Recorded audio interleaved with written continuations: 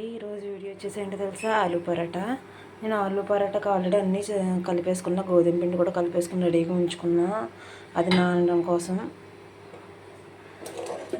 ఇంకో దాంట్లోకి స్టఫింగ్కి ఆలు పరోటాలకు స్టఫింగ్ అనమాట. ఇదిగోండి ఆలు. నేను ఇందులోనే ఆల్రెడీ బంగాళదుంప ఉడికించేసుకున్నా, 2 పెద్ద బంగాళదుంపలు ఉడికించేసుకుని తొక్క తీసేసి మనం తురుముకుంటాం కదా, చూసారా, క్యారెట్ తురుముకుంటాం, దాంతో నీవు ఉడకబెట్టింది తురిమేసాను అనమాట. తురిమేస్తే అది ఎక్కడని ఇలాగా ఇలా లేకుండా మొత్తం అంతా సాఫ్ట్గా అయిపోయింది.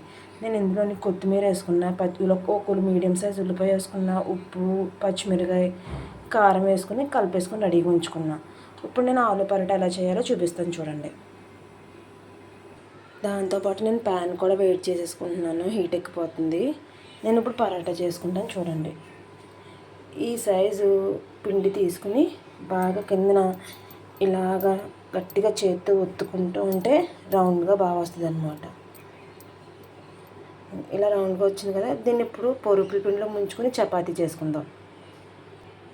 నేను చపాతీ చేసుకున్నాను ఇలాగా. ఇప్పుడు నేను ఇందులోకి ఈ స్టఫింగ్ పెట్టుకుంటాను అనమాట. ఈ స్టఫింగ్ మళ్ళీ ఒకసారి చెప్తున్నా చూసుకోండి. బంగాళదుంపని నేను ఉడికించేసి మనం క్యారెట్ తురుముకుంటాం కదా, దాంతో తురిమేసుకున్నాం. ఇందులో ఒక మీడియం సైజ్, అంటే మీకు కావాలంటే తక్కువ వేసుకోవచ్చు, కావాలంటే ఎక్కువ కూడా వేసుకోవచ్చు ఉల్లిపాయ.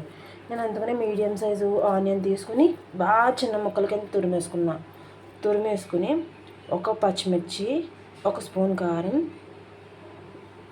ఒక 1/2 స్పూన్ కన్నా కొంచెం తక్కువ ఉప్పు, కొత్తిమీర వేసుకుని బాగా కలిపేసుకుని ఇలా పెట్టుకుని దీన్ని మనం మొత్తం అంతా క్లోజ్ చేసేసుకోవాలన్నమాట. నేను ఎలా క్లోజ్ చేసుకోవాలో చూపిస్తాను చూడండి. ఇదిగోండి చూడండి, నేను ఎలా క్లోజ్ చేసుకోవాలో చూపిస్తున్నాను మీకు తెలియడం కోసం. ఇలా క్లోజ్ చేసేసుకుని ఇలాగా క్లోజ్ చేసుకోవాలి.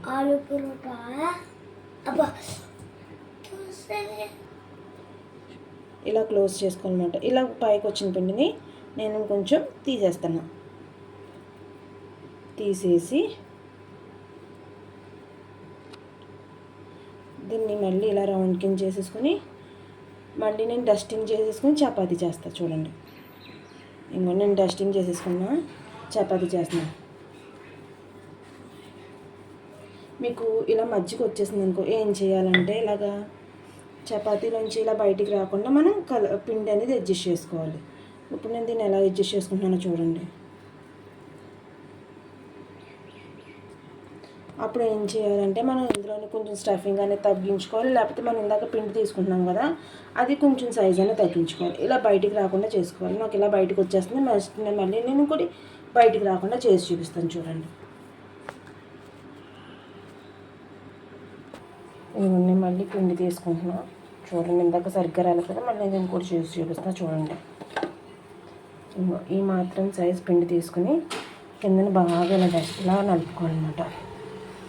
అంటే ఏం లేదు, ఇలా గట్టిగా నలుపుకుంటే బాగా మెత్తగా ఉంటుంది అనమాట.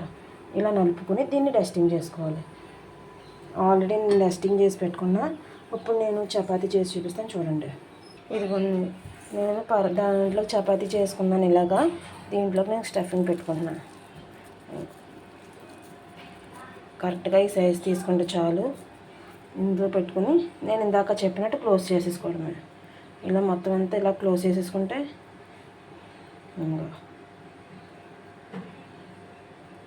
ఇలా క్లోజ్ చేసేసుకోవడమే. చూసారా, అంతే. ఇందాక బాగా ఎక్కువ తీసుకున్నాను కదా, ఇప్పుడు కొంచెం మాత్రమే తీసేస్తున్నాను. ఇదిగో పైన అంటే దలసరిగా ఉంటుంది కదా అంచులు, అందుకని మాత్రమే కొంచెం తీసేసి పక్కన పెట్టేసా. ఇప్పుడు మళ్ళీ నేను సేమ్ ఇందాకలాగాని మళ్ళీ జస్ట్ వన్స్ ఇలాగ నొక్కుకోకుండా, జస్ట్ ప్రెస్ చేయకుండా ఇలా పైన ఇలా చేసేసుకొని మళ్ళీ డస్టింగ్ చేసేసుకొని చపాతీ చేసేసుకుందాం. నేను డస్టింగ్ చేసేసుకున్నా, చపాతీ చేసి చూపిస్తాను చూడండి. ఇదిగో నేను చపాతీ చేసేసా.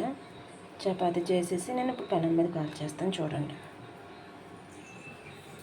పెనం కూడా హీట్ ఎక్కిపోయింది. అదిగోండి, నేను హై ఫ్లేమ్లో పెట్టుకుని దగ్గరుండి కాల్ చేసుకుంటాను అనమాట.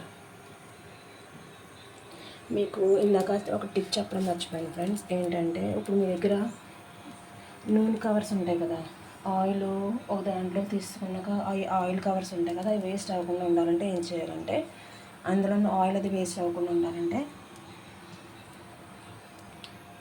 ఆయిల్ కవర్ వేస్ట్ అవ్వకుండా ఉండాలంటే, ఇంతలోకి ఇది కాలుతూ ఉంటుంది. ఆయిల్ కవర్స్ వేస్ట్ అవ్వకుండా ఉండాలంటే ఏం చేయాలో చెప్తాను చూడండి.